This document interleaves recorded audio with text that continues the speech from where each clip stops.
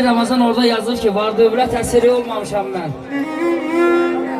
Şöhrət də, sərvət də düşüb gözümdən. Ne zaman yanıma gelmek istesen, tükenmez, kurtarmaz bir istek getir. Bir sıldırım qaya, zirvesi dimdik.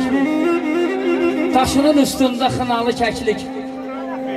Bircə parça çəmən, güllük, çiçəklik, bir qanadı xanlı kəpənək gətir. Mənə irəf tutma, danışsam uzun. Qəlbi kövrək olur, qəmi sonsuzun. Dağların ətrini, yolların tozun. Sinəmə dolduran bir kürək gətir. Darıxıram, qəlb evimi uçurma. Ova çıxacam, daha oturma. Bircə oymaq, barıq, bir çimdik qırma. Bir də yaxşı vuran bir tüfək gətir.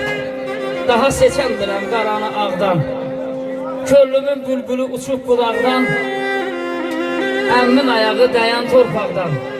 Gözümə qoymağa tütüyə tək gətir. Nə deyil, nə sayım, mən sənə bir-bir. Xoş gündə, püs gündə ömürdən gedir. 10 illik hövsələ, 10 illik səbir.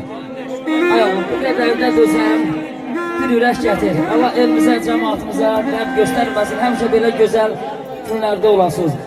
Deyirəm mən gəlirdim duanı qalır.